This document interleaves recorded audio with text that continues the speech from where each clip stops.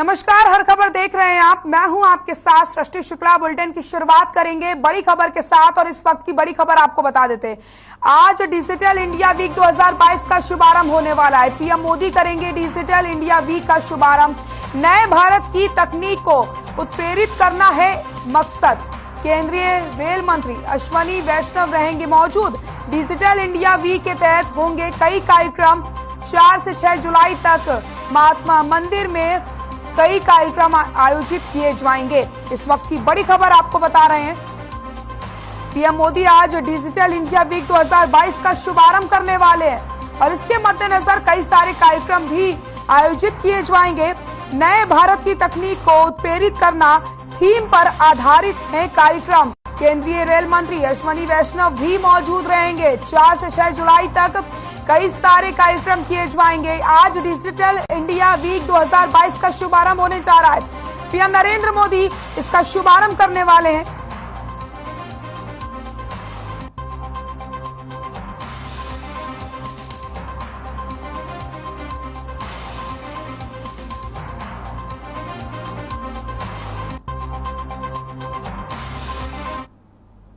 फरीदाबाद में deputy CM Dushyant Chautala ने दौरा किया और जिला परिवेदना और कष्ट निवारण समिति की मासिक बैठक में शिरकत की। इस दौरान डिप्टी सीएम ने 19 शिकायतों को सुना और 10 शिकायतों का मौके पर ही निपटारा कर दिया, जबकि 9 अन्य शिकायतों को अगली सुनवाई तक अधिकारियों को जरूरी दिशा निर्देश देते हुए लंबित रखा है। वहीं उद्योगों और प्रदेश के 3 नगर निगम चुनावों पर भी पत्रकारों के सवालों के जवाब उन्होंने दिए और कहा कि हमने निर्णय लिया है कि ये चुनाव भी हम मिलकर लड़ेंगे। साथ ही डिप्टी सीएम ने कहा कि हरियाणा उद्योगों में देश में 3रे स्थान पर है और हमारी कोशिश है कि इसे पहले पायदान पर लाया जाए। इस मौके पर जिला प्रशासन के तमाम विभागों के अधिकारी भी मौजूद रहे।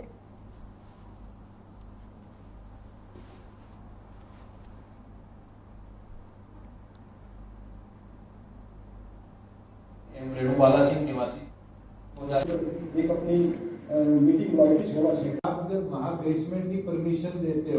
टोटल 19 ग्रीवेंस थी और एक ग्रीवेंस इंटर स्टेट डिपार्टमेंटल थी जो पिछली समय से लंबित थी, उसको भी टेकअप किया है। उसके अंदर से 10 को रिजॉल्व किया है और 9 ऐसी कंप्लेंट्स हैं जिनके ऊपर आगे उपयुक्त एक्शन हम कर पाए, उसके लिए लंबित रखा है। देखिए, हरियाणा प्रदेश ने औद्योगिक क्षेत्र में जहां बड़ी इंडस्ट्री को प्रभावित किया है, एमएसएमई को भी पूरी तौर पर प्रभावित कर अपने प्रदेश में लाने का काम किया और आज देश के टॉप 3 प्रांतों में आना बड़ी अचीवमेंट। और हमारा तो टारगेट है कि इस बार अगर हम 3rd आए हैं तो अगली बार एमएसएमई को सुविधाएं और बेहतर कर और उनको ईज ऑफ डूइंग बिजनेस लाकर उनको टॉप 1st पोजीशन पे लाने का काम है। सर, एक राजनीतिक सवाल है। जिस तरह की आपकी तैयारियां हैं, आपने कहा कि कई विषयों पे चर्चा होगी, लेकिन एक कुछ अखबारों में आज इस तरह की खबर भी थी कि 3 नगर निगम की तैयारी विद और विदाउट गठबंधन आप लोग तैयार। आप चिंता न करिए, मिलकर लड़ेंगे।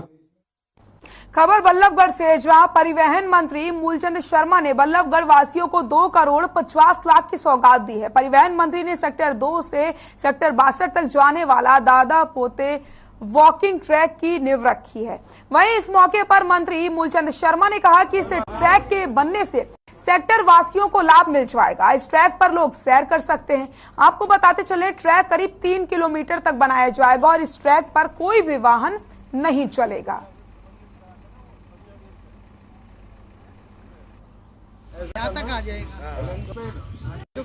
ये 2.5 करोड़ की लागत से बन के तैयार होगा। 2.5-3 किलोमीटर के कुछ आसपास है, एक अर्बन इलाके में है। और इससे क्या है कि जो बड़े बूढ़े हैं, बच्चे हैं, जो इस पर वॉक कर सकते हैं, जो पार्कों में उनको को घूमने का, बड़े बूढ़े यहाँ पे सारे इस पार्क का लाभ उठाइए और इससे शहर की जो बेहतर जो प्रगति थी वो जुड़ेगी।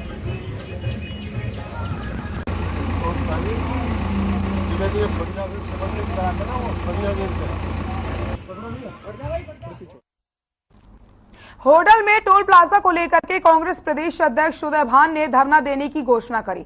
होडल में नेशनल हाईवे 19 पर एनएचएआई ने तुमसरा गांव के पास लगे टोल प्लाजा को हरियाणा यूपी करमन बॉर्डर पर शिफ्ट कर दिया। आपको बता दें, ग्रामीणों ने गतपुरी के पास लगे टोल प्लाजा को लेकर धरना दिया था, जिसके बाद NHAI ने गतपुरी टोल प्लाजा के पास लगे 6 गांवों को टोल मुक्त कर दिया और 20 किलोमीटर तक के गांवों के लिए 200 रुपए प्रति महिला के पास बनाना शुरू कर दिए गए। लेकिन होडल हरियाणा यूपी करमन ने इस गांव को फ्री नहीं किया, जिसकी वजह से यहां पर धरना प्रदर्शन किया गया है।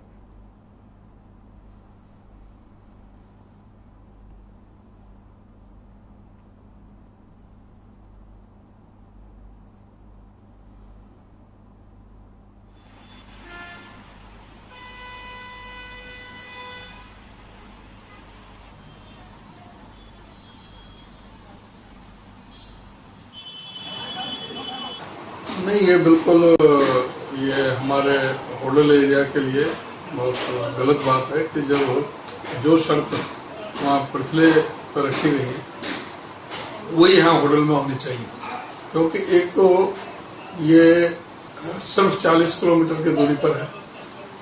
ये उत्तर प्रदेश में लगना चाहिए था कोसी के आसपास, लेकिन ये यहाँ पर होडल में लगा दिया है और इसमें हमारे होडल और आसपास के गांवों के लिए कोई राहत प्रदान नहीं किया है। पता लगा है कि ये 315 रुपये में पास बन रहा है। ये बिल्कुल गलत है, इसके बारे में बात करेंगे और जरूरत पड़ी तो यहाँ भी आंदोलन छेड़ने की जरूरत पड़ी तो वो भी करेंगे।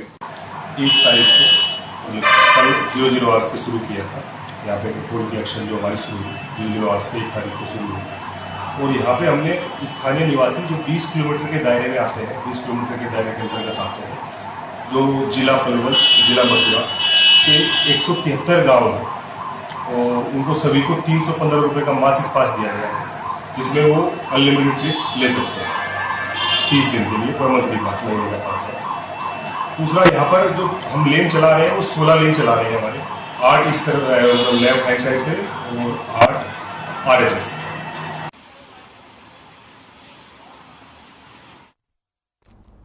सिरसा में इंडियन नेशनल लोकदल की राष्ट्रीय कार्यकारिणी की बैठक हुई। पार्टी प्रधान महासचिव अभय सिंह चौटाला ने इसकी अध्यक्षता की। बैठक के बाद अभय सिंह चौटाला ने प्रेस वार्ता को संबोधित किया और कहा कि निकाय चुनाव में जेजेपी के राष्ट्रीय अध्यक्ष अजय चौटाला ने पैसे बांटे हैं। उपचुनाव में सरकार ने करोड़ों रुपए बांटे। साथ ही अभय चौटाला ने कहा कि मेरे चाचा कैबिनेट मंत्री रणजीत सिंह चौटाला ने भी निकाय चुनाव में पैसे बांटे। वहीं राज्यसभा चुनाव में कुछ विधायकों ने पैसे लेकर वोट डाला। जो विधायकों ने पैसे लिए उन विधायकों के नाम मानसून सत्र के दौरान खुलासा करूंगा। सत्र के दौरान मांग करूंगा कि इस मामले की जांच कराई जाए। वहीं अभय चौटाला ने कहा कि वे किसी पर आरोप नहीं लगाते, जो सही है वो लोगों के सामने रखता हूं। साथ ही राष्ट्रपति चुनाव के लिए एनडीए उम्मीदवार द्रौपदी मुर्मू का समर्थन करने की बात भी उन्होंने कही है।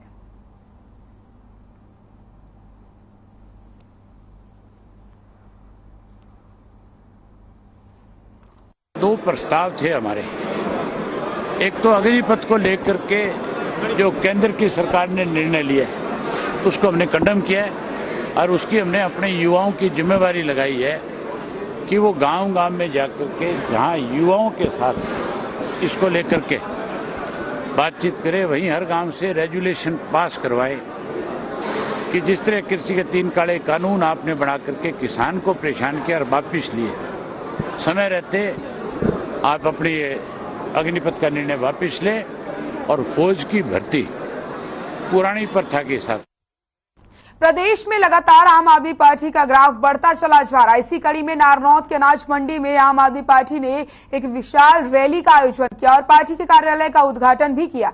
रैली में आम आदमी पार्टी के राज्यसभा सांसद और हरियाणा प्रभारी डॉक्टर सुशील गुप्ता, डॉक्टर अशोक तंवर और दिल्ली से विधायक पवन शर्मा पहुंचे और रैली के संयोजक देवेंद्र ढांडा ने फूल मालाओं के साथ उनका जोरदार स्वागत किया। प्रदेश प्रभारी डॉक्टर सुशील गुप्ता ने कहा कि हरियाणा में भ्रष्टाचार चरम सीमा पर है, तो वहीं डॉक्टर अशोक तंवर ने कहा कि हरियाणा के अंदर सबसे ज्यादा बेरोजगारी है, यहाँ 34% बेरोजगार लोग हैं।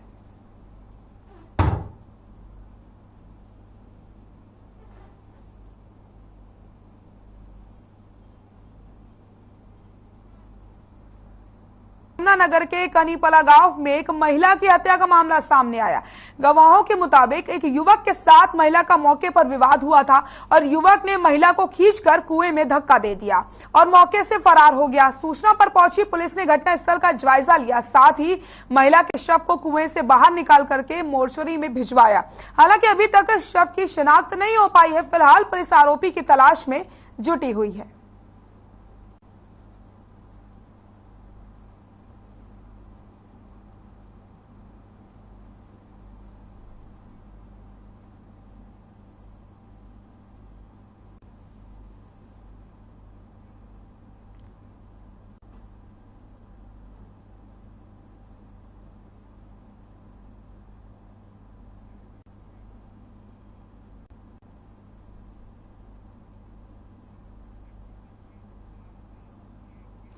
नीलोखेड़ी के तरावड़ी मार्केट कमेटी में बतौर सुपरवाइजर के पद पर कार्यरत महिला कर्मचारी ने सरकारी क्वार्टर में संदिग्ध परिस्थितियों में फांसी लगाकर आत्महत्या कर ली। हालांकि महिला ने आत्महत्या करने से पहले अपने पति नायब तहसीलदार को मैसेज भी किया और अपनी डायरी पर 3 पेज का सुसाइड नोट भी लिखा। बताया जा रहा है कि इन दोनों की 1.5 साल पहले शादी हुई थी, लेकिन कई दिनों से इनके आपस में अनबन चल रही थी। थाना प्रभारी संदीप सिंह ने बताया कि सूचना मिलते ही पुलिस मौके पर पहुंच जाती है। फिलहाल शव को पोस्टमार्टम के लिए भिजवाया गया। साथ ही सुसाइड नोट में लिखी गई डायरी में को पुलिस ने कब्जे में ले लिया है। परिजनों की शिकायत के आधार पर आरोपियों के खिलाफ सख्त से सख्त कार्रवाई अमल में लाई जाएगी।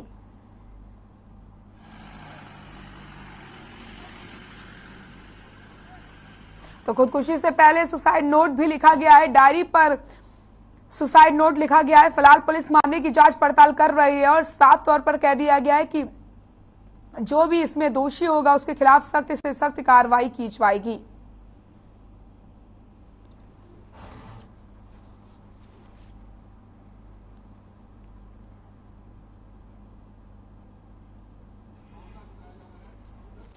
आवाज में और अंदर से कोई दरवाजा नहीं खुल रहा है, तो हम भी मौके पहुंचे थे। जो दरवाजा हमने तोड़ा है तो उसके बाद देखा है जो मुक्ति है मंडी सुपरवाइजर जो यहाँ आस पड़ोस से पता करा भाई इन्होंने सुसाइड कर लिया। उसके बाद एफएसएल टीम हमने बुलाई थी, लेकिन जो इसके पेरेंट्स थे जनाने से उनसे हमारा संपर्क नहीं हो पाया था। फोन वगैरह हमने करे लेकिन लेट हो गया। उनके पति नायब तहसीलदार हैं? हाँ, उनके पति नायब तहसीलदार है, भिवानी में कहीं पोस्टिंग है और आजकल छुट्टी में है। वो बताया जा रहा है कि सुसाइड नोट पे उन्हीं को जिम्मेवार ठहराया। हाँ, वो अभी तक मैंने मतलब कि अब मैं उसके बारे में कोई टिप्पणी करना नहीं चाहता। वो हमने कब्जे में ले लिया। जो परिवार के लोग आरोप उन्हीं पे लगा रहे हैं। नहीं, वो तो जो भी परिवार एप्लीकेशन देगा वो हम एफआईआर दर्ज करके कार्रवाई करेंगे।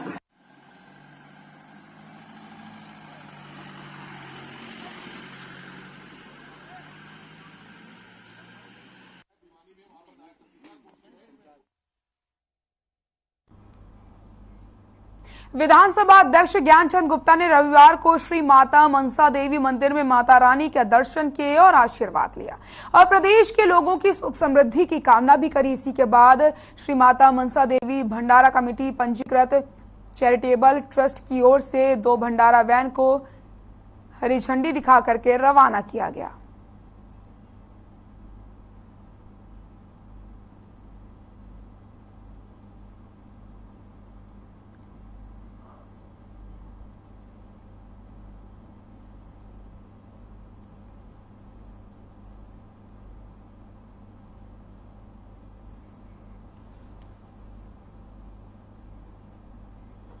नारनौल में हर खबर की खबर का असर देखने को मिला है, जहां शराब के ठेकों पर निर्धारित रेट से कम बेची जा रही शराब के मामले में ईडी की बड़ी कार्रवाई देखने को मिली, जिसके तहत ईडी ने 2 शराब के ठेकों को सील कर दिया।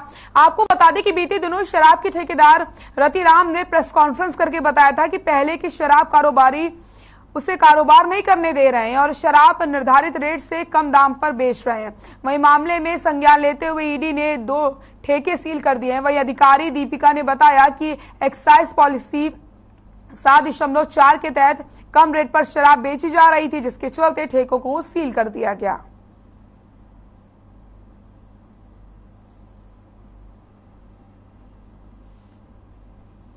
ये हमारे हेड ऑफिस की इंटीमेशन उन्होंने दी थी हमें चेकिंग के लिए, तो इसलिए चेक किए जा रहे हैं। रेट डाउन थे इसलिए। ये एक्साइज पॉलिसी 7.4 के तहत रेट डाउन की शिकायत थी इनकी, उसके तहत हमने इसको चेक किया है। जिसके अंदर रॉयल स्टैग 350 की और ब्लेंडर पैड 550 की खरीद करवाई थी, जो कि खरीद करवाने पर कम रेट से मिली है। 7.4 के अकॉर्डिंग हमने। पिहोवा के गांव संदौली में शराब का ठेका खोले जाने को लेकर के ग्रामीणों ने प्रशासन के खिलाफ रोष पनप रहा है। ग्रामीणों ने थाना सदर में ठेका बंद करने की मांग को लेकर पुलिस को शिकायत दी। साथ ही ग्रामीणों ने आबकारी विभाग के अधिकारियों पर मिलीभगत करके गांव में ठेका खोलने के आरोप लगाए। वहीं ग्रामीणों ने चेतावनी दी है कि अगर गांव में खुर्दा खोलने का प्रयास किया गया तो कुरुक्षेत्र पिहोवा मार्ग पर जाम लगा दिया जाएगा। साथ ही खुर्दे को भी टिकने नहीं दिया जाएगा और इसकी पूरी जिम्मेदारी प्रशासन की होगी।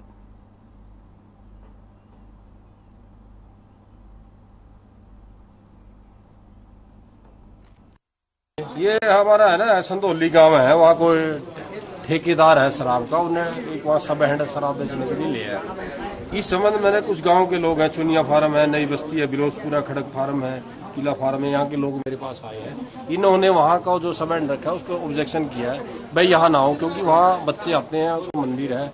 इस संबंध में हमने एक्साइज डिपार्टमेंट से बात की है, वो विजिट करेंगे। गाँव की एक कमेटी बनाई है, हम भी इसमें जो भी मतलब ये चाहते हैं गांव के आसपास कोई तनाव ना हो।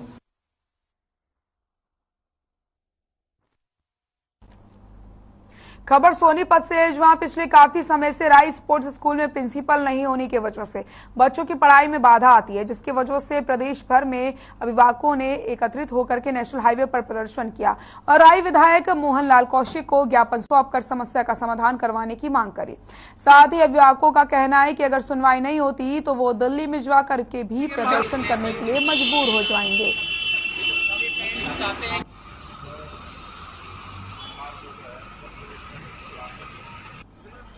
रुक जा भाई, रुक जा, बीच में बताओ, पीछो। मैं स्कूल में बच्चे को डालना नहीं चाह रही थी, क्योंकि मेरा इसका एक्सपीरियंस पिछला अच्छा नहीं रहा है। मुझे इसके फीडबैक भी अच्छा नहीं मिला था, लेकिन मैंने खुद ने जो एक्सपीरियंस किया, मेरा बच्चा यहाँ पे 4th क्लास में एडमिशन हुआ, लेकिन उसको 1.5 साल तक यहाँ की किसी ने संभाला नहीं। 5th क्लास में जाके जब यहाँ पे सर अपॉइंट हुए हैं, तब जाके ऑनलाइन क्लासेस स्टार्ट हुई हैं। एंड उसके बाद भी जब यहाँ पे बच्चे ने आया है, और उसका ये रहा है कि सर के साथ एक्सपीरियंस ये रहा है कि जैसे ही सर का सस्पेंशन लेटर आया है, तो बच्चे ने बोला है कि मम्मी अब तो स्कूल भी बंद है और अब स्कूल जाने की जरूरत ही नहीं है। कोई भी काम अपने पर्सनल वे के लिए नहीं किया, वो उनकी ड्यूटी थी। अगर वो स्कूल के प्रिंसिपल बन के आए हैं तो कर्नल मोर की ये ड्यूटी थी कि वो बच्चों को टीचर्स, कोचेस अवेलेबल कराए। ये एक बोर्डिंग स्कूल था, उस बोर्डिंग स्कूल में हर वो फैसिलिटी अवेलेबल कराना उनकी ड्यूटी थी। मेडिकल स्टाफ को लेकर के, गार्ड्स को लेकर के, आया को लेकर के, और कर्नल अशोक मोर ने अपनी वो ड्यूटी, अपना वो फर्ज बखूबी निभाया। राय स्पोर्ट्स स्कूल है विश्रा मिल पर, और ये बहुत ही पुराना स्कूल है, मेरी विधानसभा में है। यहाँ जो बच्चे पढ़ते हैं उनके पेरेंट्स मिले हैं। इनकी जो बात है वो जायज़ बात है, वो मैं मुख्यमंत्री जी के आगे रखूँगा। और जिस प्रकार से इनको अपने बच्चों के भविष्य का ख्याल है, इनके बच्चे अच्छे से रह रहे थे, उसी प्रकार से सरकार की भी यही मंशा है कि अच्छा आदमी है, अच्छा प्रिंसिपल है, उसको हम कोई गलती हुई होगी तो इस पर इंक्वायरी करके। जुलाना में किसान छात्र एकता संगठन के जरिए बेरोजगार युवा महापंचायत का आयोजन किया गया, जिसकी अध्यक्षता अमित पड़ाना ने की है और संचालन संगठन के राज्य प्रधान सेवक सुमित लाठर ने की। वहीं महापंचायत में भारी तादाद में युवाओं ने हिस्सा लिया। इस मौके पर फिजिकल और मेडिकल प्रक्रिया पूरी करके भर्तियों को बहाल किए जाने की मांग उठाई गई। इस दौरान सुमित लाठर ने कहा कि लॉकडाउन से हजारों बच्चे सेना में भर्ती होने के लिए पूरी मेहनत और लगन से फिजिकल और टेस्ट क्लियर करने की तैयारी कर रहे थे, लेकिन अभी तक सेना की भर्ती शुरू नहीं हुई है। वहीं प्रियंका पड़ाना ने कहा कि सरकार की अग्निपथ भर्ती का विरोध नहीं कर रहे हैं, लेकिन जिस तरीके से 5 साल के लिए विधायक या सांसद चुने जाने के बाद पेंशन के हकदार होते हैं, उसी तरीके से अग्निवीरों को भी पेंशन का अधिकार हो। इसके अलावा सेना में अही रेजिमेंट का गठन भी किया जाए।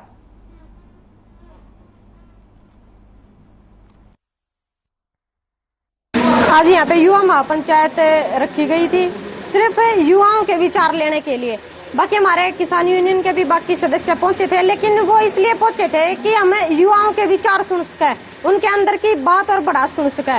और इस पंचायत में कुछ अहम फैसले भी लिए गए हैं, जिसमें तो हमारा सबसे पहला फैसला है कि जो याडा की कमेटी है जिसने युवा महापंचायत बुलाई थी, वह कमेटी जिला वाइज जिसमें खाप भी शामिल होंगी और किसान संगठन के भी नेता शामिल होंगे।